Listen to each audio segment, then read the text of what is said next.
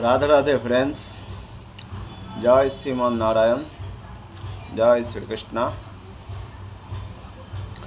আপনারা সবাই ভালোই আছেন, দ্বারকাধীশের কৃপায় ভালোই থাকবেন।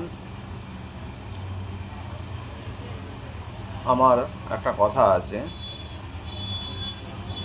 আমি বলছি যে ধর্ম নিয়ে অনেক ফেসবুকে শুনি, কালকেও একটা শুনলাম, আমি সেটাকে ফেসবুকে আপলোডও করেছি। বলছে যে এই খাওয়া যাবে না, সেই খাওয়া যাবে না। আরে তুমি তোমার খাচ্ছ, খাও না। তুমি তোমার সাধু সন্তকে এরকম বলার দরকারটা কি আছে? কোথায় লেখা আছে না লেখা আছে? তুমি তো পড়ছো না। পড়াশোনা তো সবাই সব কিছু করেছো, কিন্তু ওই পড়াশোনা করেছো।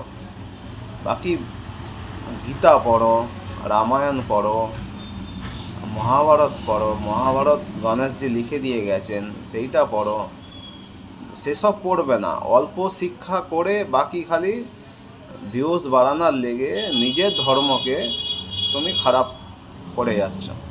আরে কোথায় লেখা আছে না লেখা আছে আগে পড়ো না, পড়লে তো জানতে পারবে। না পড়ে খালি পিলি ধর্মের নিয়ে বলাটা খারাপ নয়।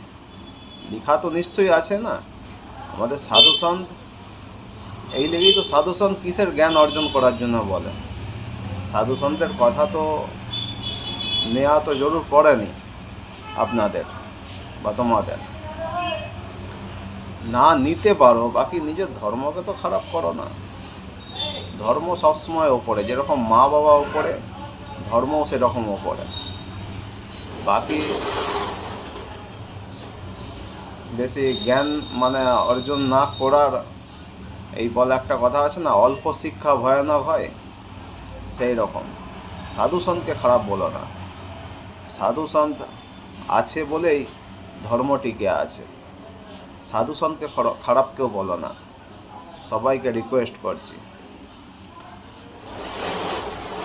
যদি শোনার থাকে প্রেমানন্দ মহারাজজির কথাগুলো শুনবেন, খুব সুন্দর লাগবে আপনাদেরকে, শোনার মতো লাগবে। সব সাধুসন্তই ভালো, খারাপ তো কেউ দুনিয়াতে নেই। নিজেরাই খারাপ, আর নিজেরাই সব কিছু সনাতন ধর্মের নিয়ে বলছি। ঠিক আছে, যত কথাখানি গুছিয়ে বলতে পেরেছি, আমি জানি না। বাকি সবাই ভালো থাকবেন। রাধে রাধে, জয় শ্রীকৃষ্ণ, জয় শ্রীনারায়ণ।